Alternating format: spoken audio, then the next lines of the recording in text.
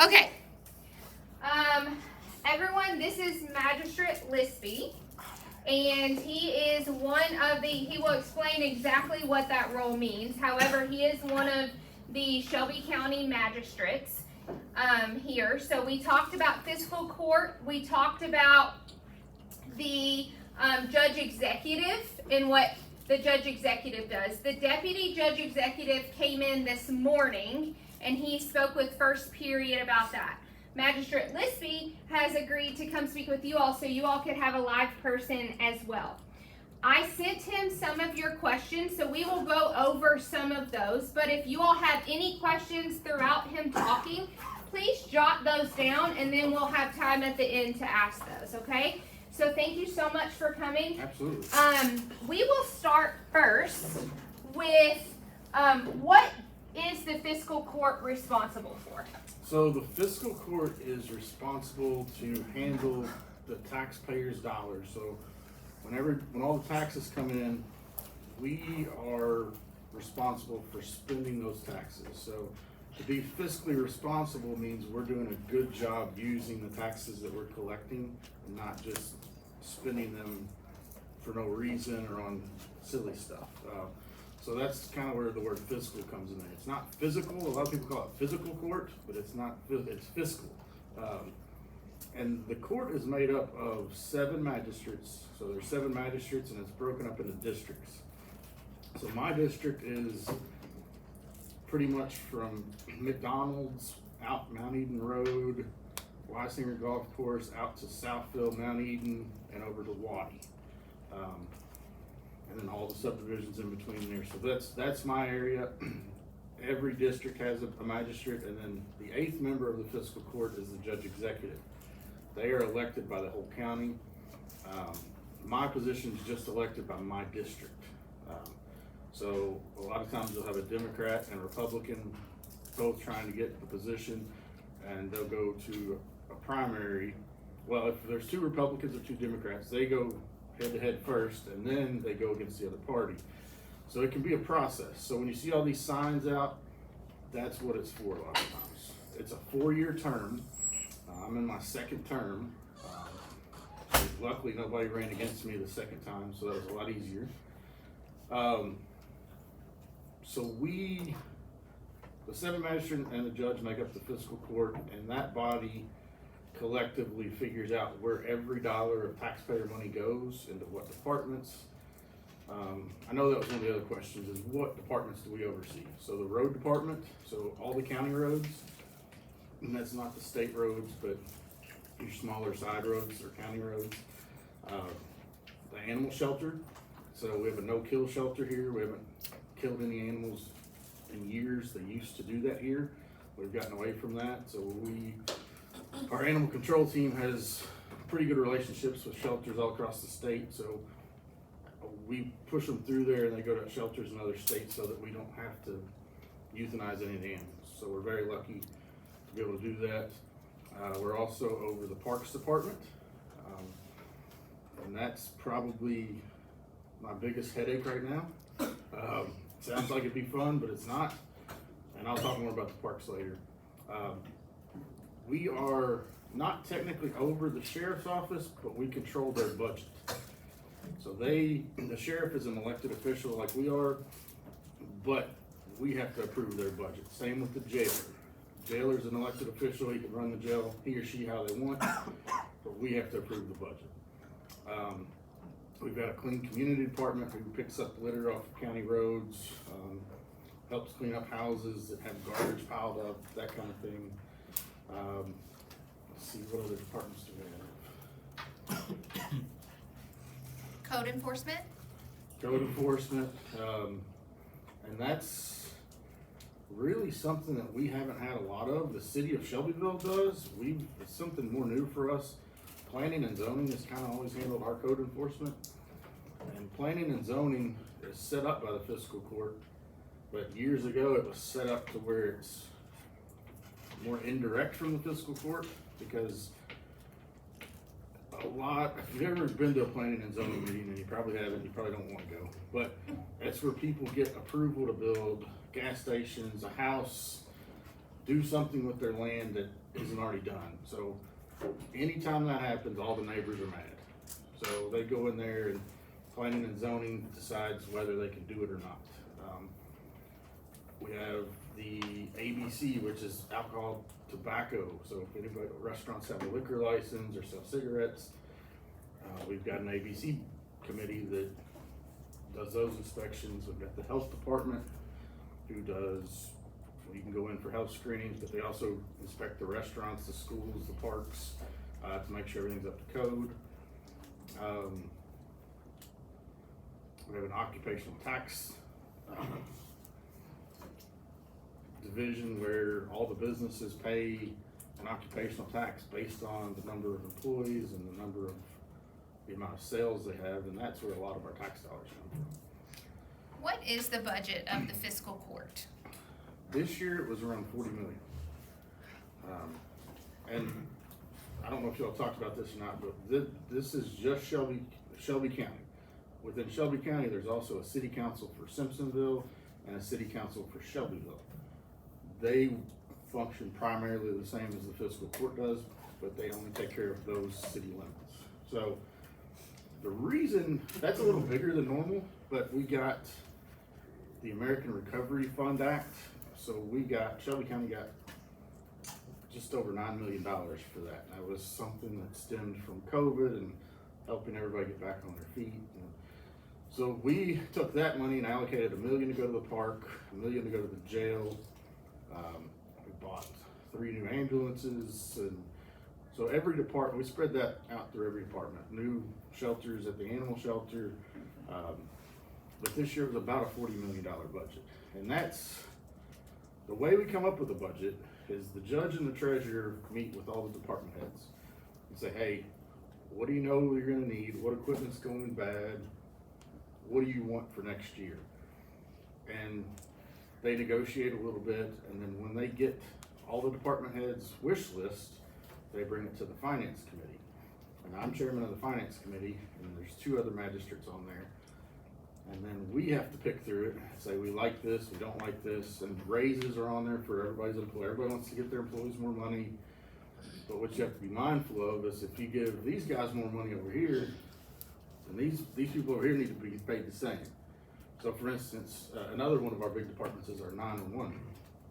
So if our 911 dispatchers are making $30 an hour and our sheriff's deputies are making $26 an hour, and they're running into buildings with their guns, and these people are on the phone over here, it doesn't work. You have to make sure everything's balanced for the job. But so the finance committee picks through the budget, figures out what they like, what they don't like. Once we agree, we make a recommendation to the fiscal court to adopt this budget. It's usually a pretty smooth process. By law, it has to be in place by June 1st, I believe, every year. So it's several meetings. And with government, you can't, so if you 3 are on court with me, we can't just talk. We have to schedule a public meeting. We have to let the public know, because that would be a quorum, meaning we got at least half the court there. So we can't discuss any county business unless we post and advertise a public meeting. Because the public's allowed to come to all of our meetings because it's your money we're using. So, and that's the Open Meetings Act. So there's a lot of hoops to jump through, and that's why government runs really slow. The committee, so we talked about the committees in order to get the laws passed. Is there different committees? Can the committees meet without it being public? No, it has to be public as well. The entire court doesn't have to be there. As long as the committee's there and it's advertised properly, then it's a legitimate meeting. So when we put laws in place, it's done through ordinances. We also do some resolutions, and that all ties in there somehow, but your teacher can fill you in on that better than me probably. But any magistrate can come up with an ordinance. I've typed some up, and then we take them for approval, and depending on what they are, it may or may not go to committee, it may just go to the fiscal court. The worst one we did was probably we implemented a 911 fee. So when I came into office, 911 was broke, no money at all. I wrote a check personally to send some of our people to training because we didn't have the money to send them. So the worst thing a politician can do or have to do is increase taxes. We don't ever want to do that. It's harder on everybody. But to give 911 a funding source, and let me back up. 911 was always funded by, and you all probably laugh at this, a fee on your landline phone. Most people don't have those anymore, so that fee has disappeared. So the way they were getting funded is gone because nobody has a landline. So we had to create an ordinance and attach a $48 fee to everybody's property tax bill. And I fought that the first time because the way they were doing it wasn't good. It was poorly designed. So it passed. We had to have some funding source. Year 2, we repealed that ordinance and replaced it with a better ordinance. So something else you learn in government, the more you complain about stuff, the more committees you get put on. That's why I'm on the 911 committee, I'm on the finance committee, the parks board, the board of health, special funds committee, the opioid committee. I think that's it, but most of them. So, and that's the opioid, that's this big lawsuit from the pharmaceutical companies pushing the opioids and all that. So the big lawsuit was settled. So the county gets money every year for the next so many years, and it has to go towards either prevention or treatment of opioids. So it has to be directly related. And it's a pamphlet about this thick on how you can and can't spend it. It's very hard to spend. And if we give it to an organization, they have to report back to us exactly how that was used, because if it's not used properly, then the county has to pay that money back. So it's a very big challenge to make sure it's all spent correctly, and the county's not gonna be on the hook for hundreds of thousands of dollars. So all these are, free money's good, but it's very tricky also. Can you tell them a little bit about, so Shelby County is kind of doing a pilot program for opioid users. We are. So can you tell them just a little bit about that program? And I'm assuming the funding is used to help with that program. So you're talking about net recovery? Yes. Yes, okay. So net recovery is a brand new, we've been talking about it for a couple of years, but it's basically a prototype. It's been done in a couple of studies and worked. It just got, I think it's FDA approval. And we've been meeting with them and their lobbyists for a while. We actually committed $100,000 to the project for Shelby County residents only. And then they were so new, I didn't like a lot of the lag time and then not getting answers. So we pulled the money and told them when they got FDA approval, come back, we would save the money for 6 months. They got all their stuff in line. They did come back, and so we have committed to, I think it's $33,000 a year for the next 3 years. And that has to be used on Shelby County residents. So they will go to Isaiah House or one of the treatment facilities, and it's basically like, I don't know what they are, like some kind of stickers like they put on it, like it's some kind of electric therapy, brain therapy to break the addiction. It's worked on some people. The trials have went really well.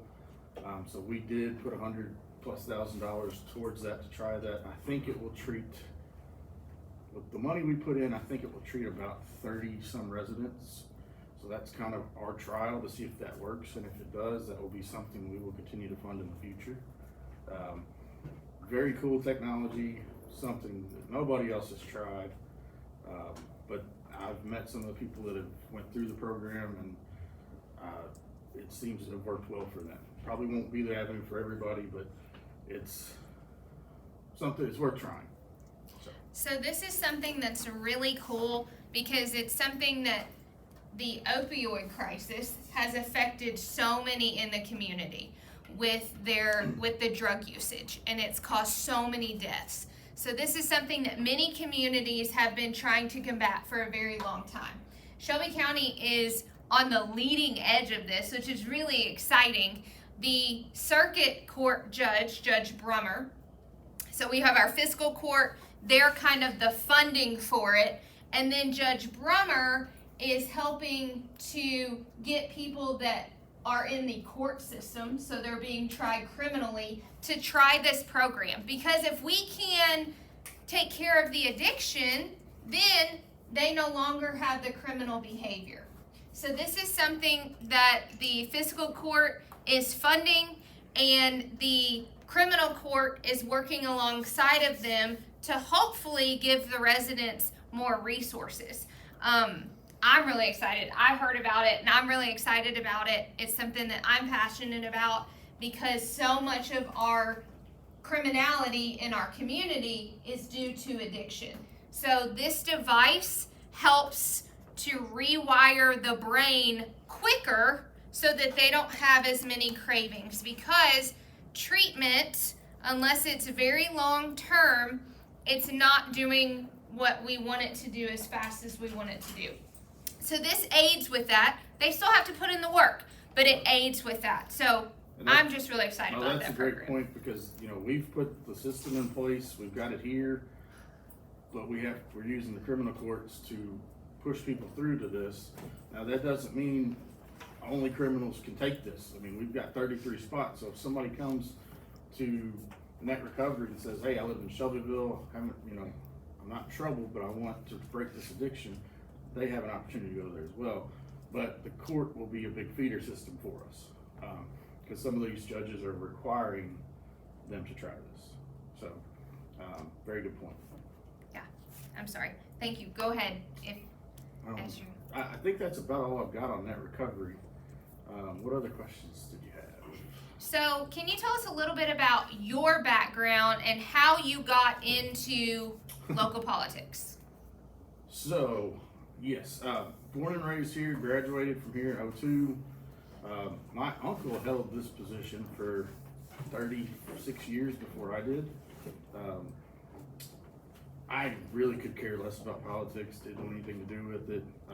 Graduated here, I went to Cincinnati for college, came back, finished at U of L, worked at a logistics company for 9 years, and then came back here just to sell real estate full time.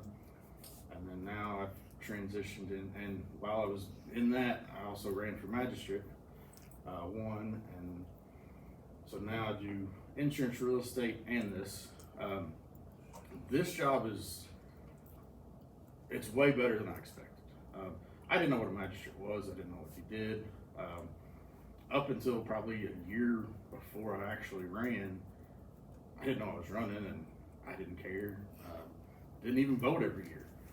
But now that I'm in this office and I see the people that are in these seats can make a big difference. Not necessarily maybe in your day-to-day life, but these 8 people are the reason you have the park system. They're the reason you have the pool out there.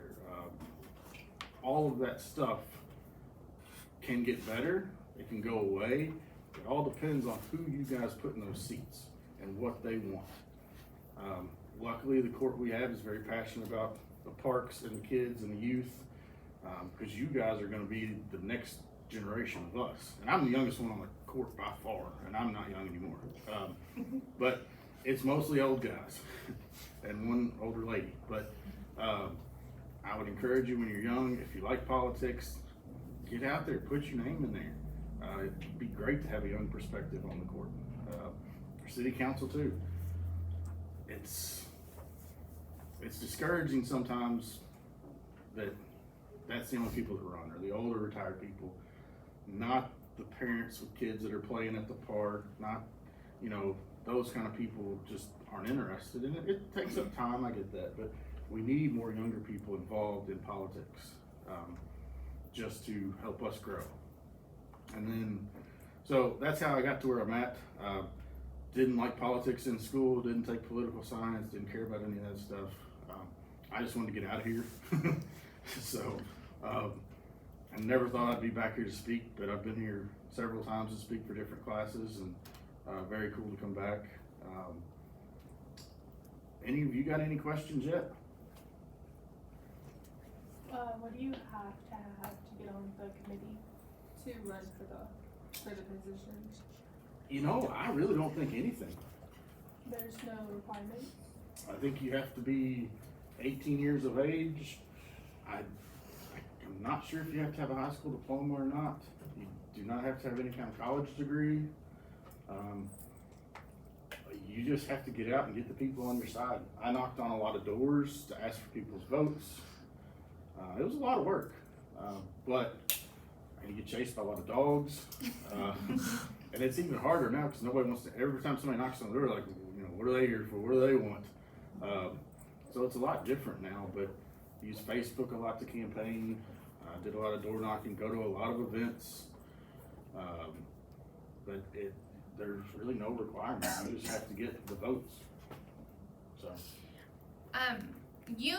You talked about fiscal court passes the local laws are called ordinances, right? So they pass ordinances. In order to come up with these laws, you said you don't have any legal background whatsoever. Do you all have legal advisors? We do. We have a county attorney, which is another elected position.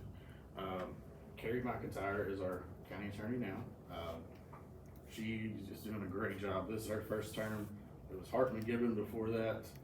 And then we also keep an ex-judge, Bill Stewart, on retainer for county backup in case, because county attorney gets tied up into a lot of things. And then we actually have another law firm that we just put on retainer for some other specific items. But that's kind of who we go to. And then we also are under an organization called KACO, which is Kentucky Association of Counties. They handle all of our insurance. They also have an attorney. I've talked to Rich Ornstein. I've talked to him several times this week because of an issue with an employee and an ongoing lawsuit. So we're getting sued all the time, which sounds crazy, but a lot of it never turns out to be anything. But now, and this lawsuit happens to be with the Parks Board. Somebody got injured playing sport. Is all I'll say. I don't know how much I can't say, but so we had to go to a special meeting yesterday. Had to go in a closed session. So we can go into closed session. That means all the public has to leave. We have to have our meetings in front of the public, but if we're talking about a pending lawsuit, personnel issues, and there's a list of other things, we can go into closed session and the public can't hear it. So. So the requirement, there's an Open Meetings Act Correct. that requires them to be open so that this body is transparent, right? So there's state laws that govern what the fiscal court can do. The Open Meetings Act is one of those things that they have to do. But that act, that right to be open and transparent sometimes is overrode by things like pending lawsuits that they may not be able to talk about freely. So do you have to tell the public that you're going into a closed session? Well, yes, it goes. So for a closed session, it has to be on the agenda. And if you have a special called meeting, meaning it's not your regular date and time, you have to post that 24 hours in a public place so that the public knows there's going to be a special meeting. And if it's a special meeting, you cannot get off the agenda at all. You have to stick straight to the agenda. And then somebody actually has to make a motion to go into closed session, and then you have to get a second to go into closed session. So everything we do, you have to get a motion, which is your first vote, a second, and then they say all in favor, say aye, all opposed, say no, and every decision that's made has to go through that process. But yes, so the public will know we're going into closed session, and if we're at the courthouse, usually the sheriff will walk the people out, shut the door, we handle business, and then we go back into open session and they can come back in. And then we have to vote on, so if we go into closed session because somebody has done something wrong, we're gonna fire them. we can't fire them in closed session. We have to go back into open session, public's back in, and then we can make a motion to fire that person, but it has to be done still in a public setting. We don't have to use the name, but it has to be done in an open meeting. So that's, the Open Meeting Act is probably the most important items to learn if you're gonna go be on any boards or committees. And then Robert's Rules, which is the way you have to conduct a meeting, is also important. In order for something to pass, an ordinance to pass, or you said the motions have to be made, does it have to be unanimous or? No, it's majority. So we have 7 magistrates, 1 judge. Judges in different counties do it different ways. So a lot of judges will only use their vote if it's to break a tie. What we see more often is if it's something the judge likes, he'll vote for it. So as long as if he's voting, if we get 5, if it's a majority, it passes. So that's kind of how that works. Now, if it's a very contentious issue, they'll do what's called a roll call vote, meaning you go around and each person's name, you have to say your name, say how you vote, so it's all in the minutes. Because otherwise it's just a motion, a second, and everybody says aye or no. But a roll call vote, you have to put your vote by your name. So we've done that on some planning and zoning issues. So with planning and zoning, they take it to planning and zoning. People go and argue and say, no, don't put that dollar store there. That's right by my house. That passes. If they write a letter to fiscal court within 90 days, planning and zoning has to bring it to fiscal court and we make the final decision. So that's probably our most heated votes is planning and zoning, because it's affecting people's property, where they live, what they're used to, the traffic flow. There's a neighborhood going in over here behind the 2 neighborhoods that are there. That got brought to fiscal court, and we allowed it because it's surrounded by houses. It makes sense to have houses there. But now their next step after we've passed it is they can come back and sue us. So it's just, in politics, you're always gonna make about 10% of the people mad. If you can keep the other 90% happy, you're doing pretty good. We've all seen the large warehouses out on exit 32 off of 64. So did fiscal court have any role in allowing those, or was that simply the landowners? We, despite what Facebook says, we had no involvement in that. It did go through planning and zoning. Not a dollar of taxpayer money was used on those facilities. We have nothing to do with those facilities. We did have discussions with an electric car battery company in California that was gonna move their entire operation here and go in one of those. Other than that, it's the only involvement we've had with the building. So that was built with private money, it's privately owned, has nothing to do with the county. And if you go into politics, Facebook is the worst thing ever. I've been getting bashed on there the last 3 weeks about every other day for the parks. So when you're on a board, you meet once a month, but they're tagging us all because there's garbage on the playground, or there's 15-year-olds playing on the kids' playground, and it's just not something that I can go police. So I've gotten in trouble for playing on the playground at FAC because they told me that I was too old for the sign. Would that be something with the playground department? Or would it be a rule set by the establishment? that playground was put there before I was in office. And based on what I saw on Facebook this week, I believe it says 12 and under. Mm-hmm. So, I'll have to look into that because that is an issue now. And that playground was very expensive. The playground's under warranty, but they got volunteers to put the turf in. There's no drainage under there, all the dirt's washed out, there's holes in the turf now. So, that was 3 weeks ago on Facebook. So I got a bid, I had the company go out to look at redoing all the turf, putting the drainage in, just to redo the ground. It's $170,000. So today, this morning, I've got the 90,000 from the county. We're seeing if the city will come in and meet us with the rest. Cause that's our all-inclusive playground. It's handicap accessible, kids with autism on the spectrum. That's what that's there for, and the condition it's getting in, it's hard to be used for that purpose. So that's important to me to get that fixed so that we have that for the community. The age thing I'll have to look into, because I'm not sure. Go ahead. Would the house on the street, the white one by the McDonald's, would that be the land department, or would that be? That's a private owner. Would that be in the city or the county? That I believe is in the city, but that is being sold and it's gonna be a Wawa gas station. Oh, wow. On Little Hill? The more you know. So, and I see that on Facebook all the time too, about how ugly this house is. But they moved the tenants out and it's just sitting empty now. But I think they got like $3 million or something crazy for it. And that's what they were waiting on. The family's just holding it for years for that to happen. How they're gonna get a gas station and get people in and out of that hill, I don't know.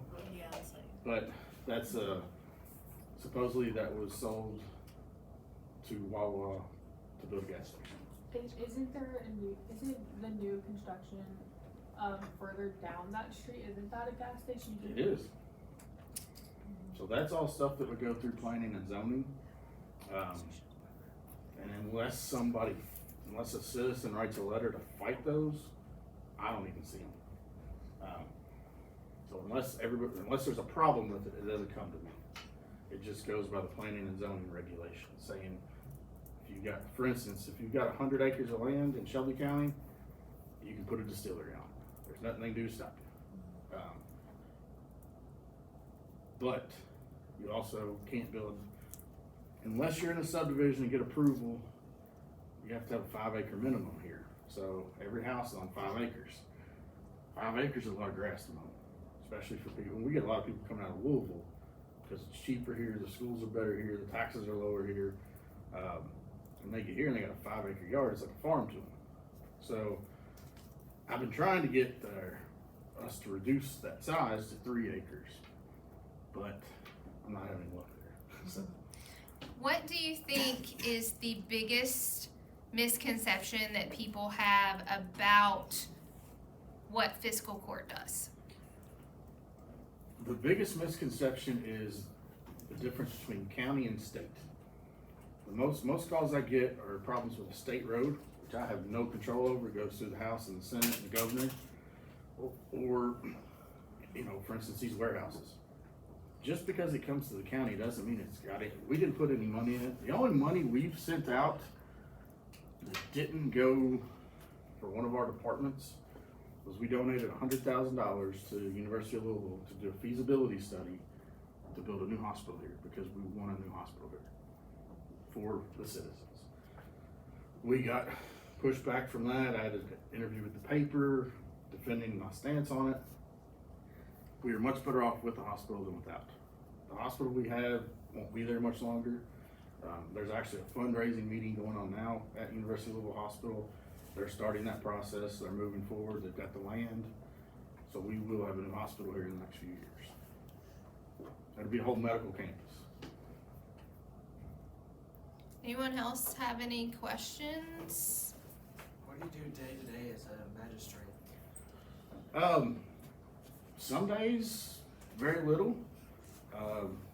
Yesterday, I had a little old 80-year-old woman come in my office at my insurance job crying because she's lived there for 40 years and now the house beside her is a rental house and there's garbage piled in the yard, there's rats running around, and she's just very upset about it. So you never know when you're gonna get those calls, and then that's not something I can take care of quickly because that's personal property. There's laws against that, so I have to go to our clean community department. They issue letters. We do have an ordinance in place where your grass has to be under a certain limit, your garbage can't be piled up. So, and that's been developed since I've been on the court. So we do have some legal ways to go after them now with fines and fees, and we can even send the county out, clean it up, and send them a bill for it. But that's something very new that we've just passed in the last couple of years. So that was yesterday, and then we had a special called park meeting yesterday. It's just, you never know. If somebody goes down the road and hits a pothole, they're gonna call. Most days, it's not a lot. So fiscal court meets the first and third Tuesday of every month. First Tuesday is a night meeting at 6:30. The third Tuesday is a morning meeting at 10. It's done that way so that regardless of your job or your schedule, you can probably make one of those two meetings if you want to come as public. So during those days, we have court. We usually have 2 or 3 committee meetings afterwards. So those are the busier days, and those are the only days we can actually vote on anything, is when we're in fiscal court or a special called court meeting. The committees, they can approve whatever they want, but it all still has to come back to the court for final approval. That's the only body that has the authority to make any change. How come you have to have permission to demolish or build anything on private property, like a shed or a tool building or anything like that? To be honest with you, my opinion is it's just so they can collect the fee from you. So, to build, I understand, because if you don't get it to build, then we have to have some kind of governance over what you build, what it looks like, if it's livable. And I guess the argument is for tearing it down, is there lead-based paint, is there asbestos, is all that being taken care of? But from the inside, they're probably not checking that anyways. They're probably taking your check and telling you can tear it down. Because I've torn down a house and that was about what it was. So that's more of Brock Lisby, the citizen answer, versus the politician. But a lot of this stuff is based on fees, collecting fees. And you personally, so it sounds like you aren't a fan of this particular fee necessarily. But just because you aren't a fan of something personally, does that mean that it gets changed? No, absolutely not. And I build houses, I demo houses, I renovate houses, I buy and sell property, and those fees add into it. But to get rid of those, that takes your funding source away for planning and zoning. That's what funds them.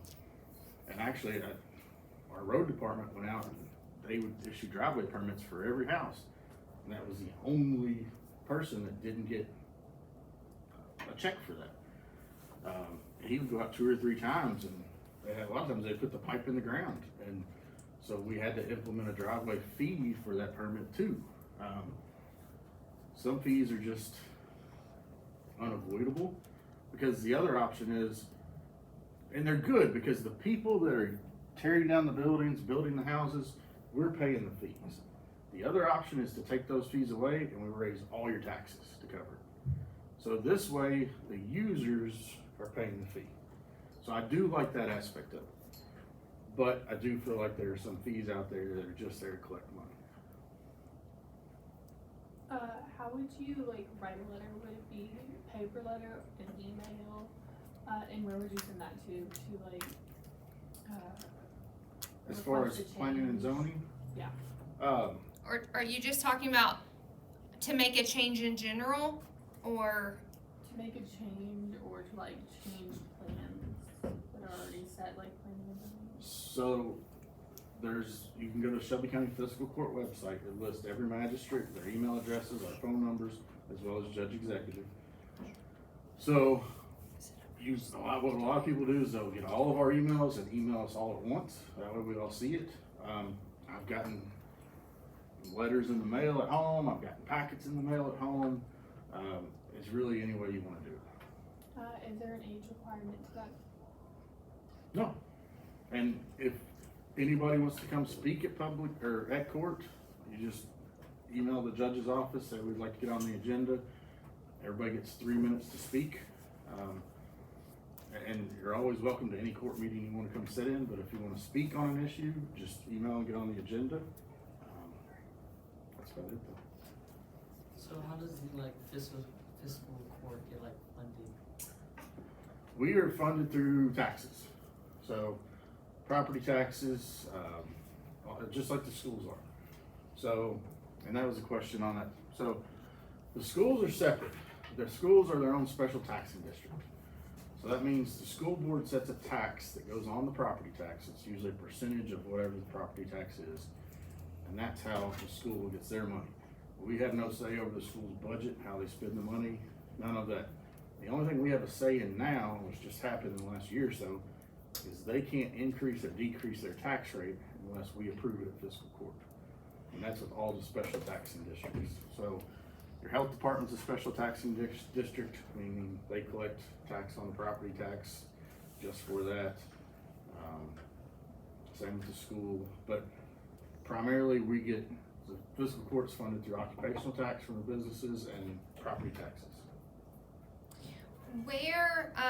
What is the biggest priority for fiscal court or for you as a magistrate right now? There's a lot, there's a few big things going on, but, honestly, we've got a good budget for this year. We just went into the new budget cycle. I'm happy with that. One of the biggest things we've been dealing with is just inflation and keeping employees. So EMS, Sheriff's Department, all that, they can go to Oldham County and make more, they can go to Louisville Metro and make more. So it's figuring out a way to keep people here.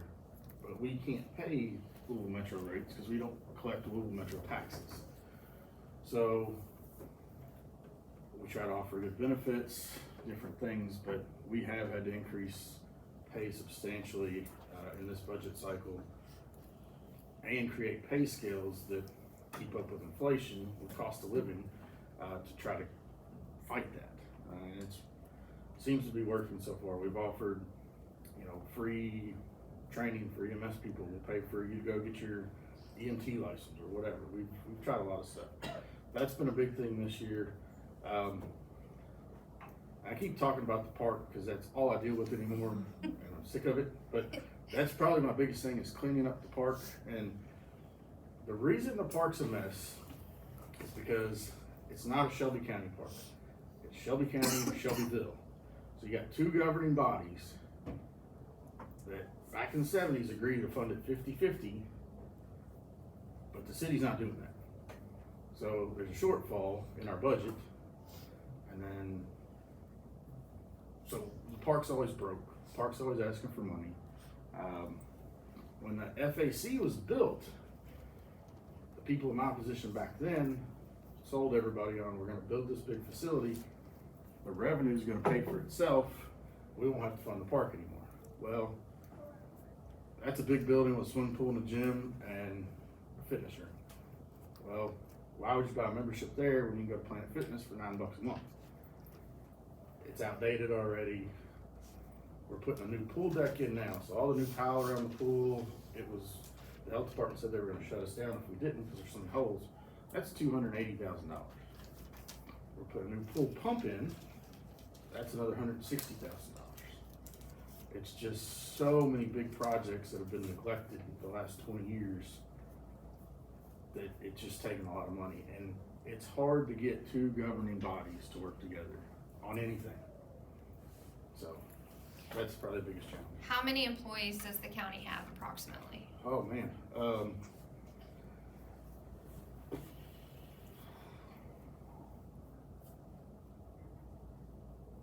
with everybody included, I would say it's about 130, but that's just true county employees because our 911 workers and our sheriff's department aren't technically county, even though their payroll runs through county, they're their own departments. But just strict county employees is about 130.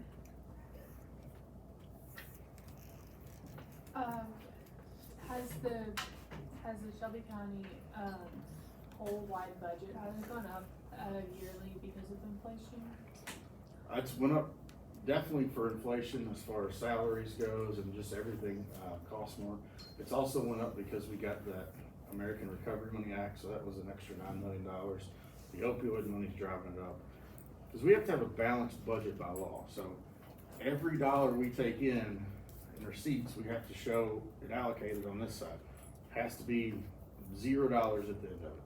Now, we can move money around throughout the year, and we also can't spend money just because it's in the budget, because we don't collect taxes until October, when tax season starts. So just because it's in the budget doesn't mean it's in the bank account yet. So we have to be very careful with making sure the money's coming in at the times we thought it was. Does anyone else? Oh, What's the biggest decision you've had to make?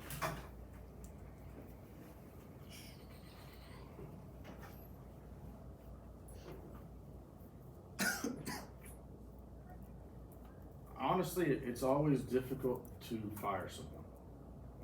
That messes up with their family, their home life. It's never a good feeling, but it's something that has to be done. There's some cases where if it's not done, then I'm not doing my job to protect the taxpayer dollars. It's being wasted, or we've had cases where it's being stolen.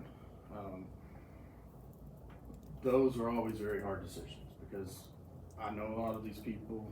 I mean, I've lived here all my life. I know their kids. So that's never an easy, but that goes with any business. I mean, it's something you have to do, but that's probably the toughest. in order for a county employee to be fired, does it have to go through fiscal court? Yes. And as far as the legal aspect, is the county attorney consulted on some of that? Absolutely. And the county attorney typically stays in the closed session with us. I don't believe we've ever fired anybody without close communication with the county attorney and our HR director.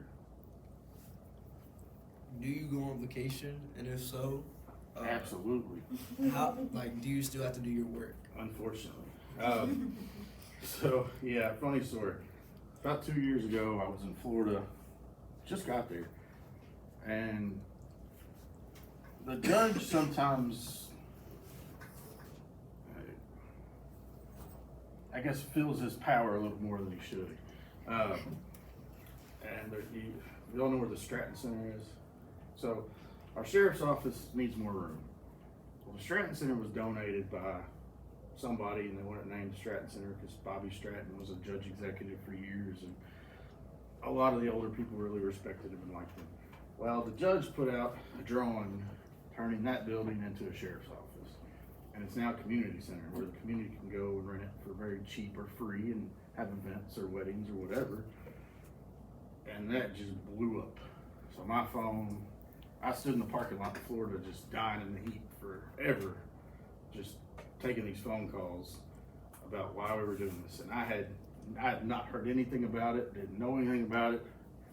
It was just something the judge decided he was gonna do and put out there.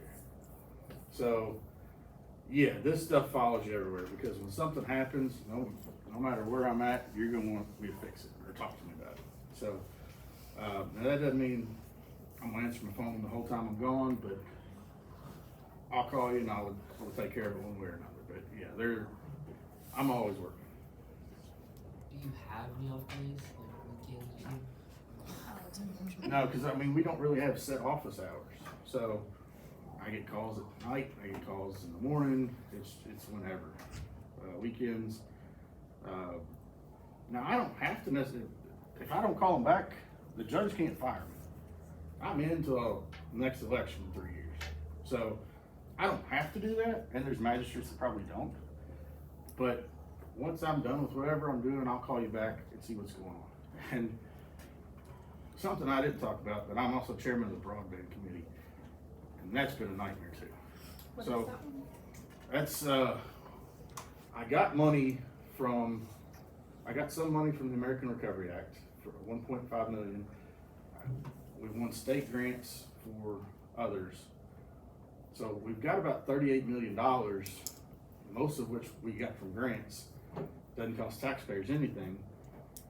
And we're supposed to get fiber internet throughout the whole county, which is a big deal. I don't know where you guys live, but I live out in the sticks and we don't have any good internet. So But there's been a lot of delays with the governor's office and the grants, and part of this money, we have to spend it by the end of next year. So construction's supposed to have been starting in the last year and a half, so we just had Spectrum in court last week to kind of grill them on why haven't you started, when are you starting, but we will be eventually getting internet throughout the county, fiber. So the goal is that everyone has this high-speed internet. Right. Every single resident in the county Has access to it. has the ability to get it.